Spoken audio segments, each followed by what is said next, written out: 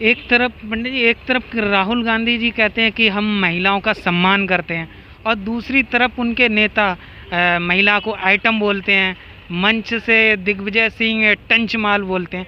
इस पर आप क्या सोचते हैं? देखिए महाराज, ऐसा है, कांग्रेस की तो अब क्या कहें, मुझे तो सुनने में दुख होता है सुनकर। कमलनाथ, नागनाथ, सांपनाथ, अब ये होने वाले हैं पार्टी से अनाथ। एक बात, क्यों इन्होंने नारी पर हमला बोला और अभद्र भाषा का प्रयोग किया? जैसे कि आजम खान ने जया प्रदा को बोला, क्या हुआ आजम खान का? बिल्कुल सत्यानाश हो गया, समझो विनाश होने को है। संजय राउत ने क्या बोला कंगना राउत को? हरामखोर। उसका क्या हुआ? उसने भले ही उसका घर गिरवा दिया है, लेकिन पूरे देश में थू थू हो गई है, और साथ में उद्धव ठाकरे की भी हो गई है, और आखिरी में बाला साहब ठाकरे जो स्वर्ग में बैठे हैं उनको भी गालियां मिली हैं। ठीक है, अब इधर कमलनाथ ने ये बोल दिया इसको आइटम, तो इमरती जी को। तो पहली बात तो नारी निंदा ना करिए, नारी नर की खान और नारी से जन्मे धरोहर प्रहलाद। ये इन्होंने जो भाषा की है बहुत ही बदतमीजी वाली भाषा की है।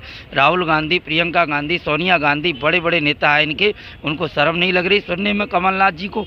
और खिसियानी बिल्ली खम्बा नोच है, क्योंकि ये मुख्यमंत्री पद से हटे हुए हैं। इनको मतलब जो है वो पुरानी जो कसक है वो अपनी निकाल रहे हैं, और मध्य प्रदेश में चुनाव भी आ रहे हैं जो मध्यवर्ती चुनाव हैं। तो इसमें कमलनाथ जी ने जो बोला है इसको इन्होंने माफ़ी मांगना चाहिए इमरती जी से, और पार्टी पूरे आला कमान से, आला कमान को सोचना चाहिए कि आप इस तरीके से क्यों भाषा। वैसे ही हमारी किरकिरी है, वैसे ही हमारा रसातल में कांग्रेस जा चुकी है।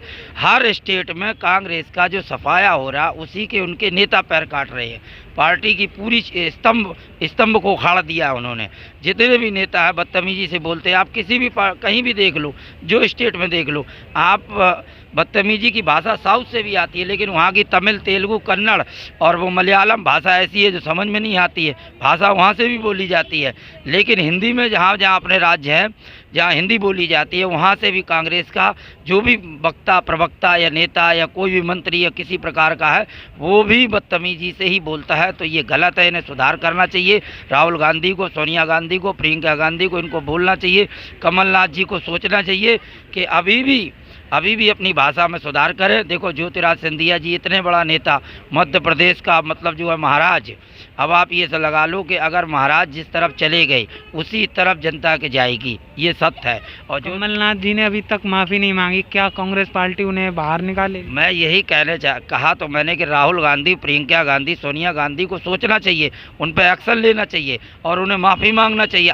कांग्रेस आला कमान को सोचना चाहिए। मैं बोल रहा हूँ आपको, जो वर्तमान में अध्यक्ष है उनको सोचना चाहिए।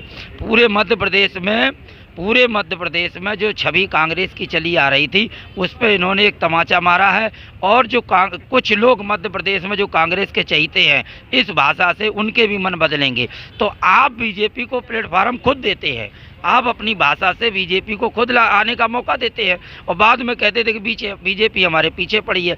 बीजेपी पीछे नहीं पड़ी है, आप ग्राउंड बीजेपी को देते हैं, खेल तुम जाते हो, सब कुछ बीजेपी का कर देते हो, बाद में बीजेपी को बदनाम करते हो।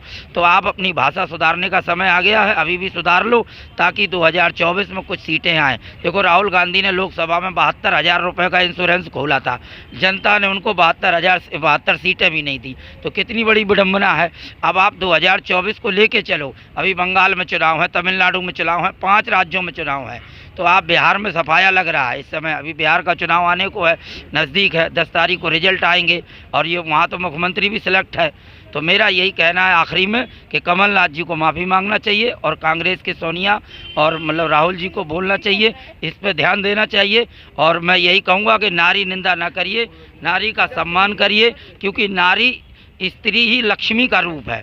जब हम घर में हम जब विदा करा के बहू को लेके आते हैं तो वो एक लक्ष्मी का रूप होती है। सोना चांदी और मतलब जेवर पहन के और लाल श्रृंगार करके वो महिला घर में आती है, तो महिला नहीं होती है, वो एक लक्ष्मी का रूप होती है, वो देवी का रूप होती है, वो शक्ति है, और उसी के द्वारा हमारे घर का उद्धार होता है, हमारे घर का वंश चलता है, हमारे घर में लक्ष्मी बरसती है। अगर वो श्रृंगार करके रहती है, मुस्कुरा के रहती है, तो हमारे घर में हर तरह की खुशियाँ बरकत होती है। जय सीताराम।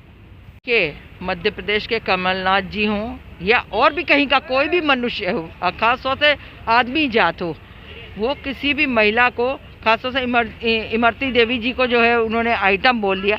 एक शिक्षा मंत्री को तुम इस तरह आइटम बोल रहे हो, तुम्हें समझ में नहीं आ रहा है?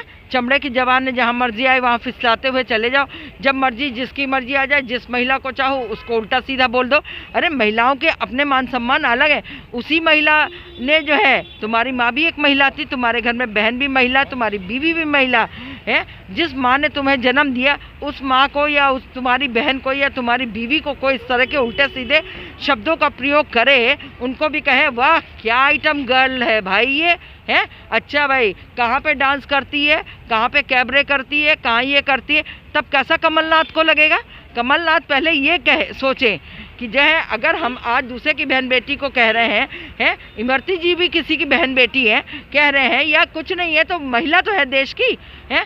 तो तुम्हारे घर के लोगों को बोला जाए तो तुम्हें क्या महसूस होगा, ये ध्यान में रखना चाहिए। चाहे वो राहुल गांधी पप्पू हो और चाहे और भी कोई हो, हर आदमी को ये समझना चाहिए एक महिला का सम्मान होता है, मान होता है। कहावत कही गई है जहाँ पर यत्र नार्यस्तु पूज्यते रमन्ते तत्र देवता, जहाँ नारी का सम्मान होता है, जहाँ नारी की पूजा होती, पूजा मीन्स वही स्तुति सम्मान किया जाता है, इज्जत के साथ रखा जाता है नारी को, वहाँ देवताओं का निवास होता है। और जहाँ पर जो है आइटम गर्ल बोल दिया जाए या कुछ और बोल दिया जाए तो वहाँ आप नारी का सम्मान नहीं कर रहे हैं, नारी का अपमान कर रहे हैं। और फिर उस नारी ने आपका क्या खाया था, क्या लिया था, या आपकी प्रॉपर्टी पे हिस्सा जमा लिया था जो आपने उसको आइटम बोला। तो इस तरह के शब्दों को इनसे कहिए कि बोलना बंद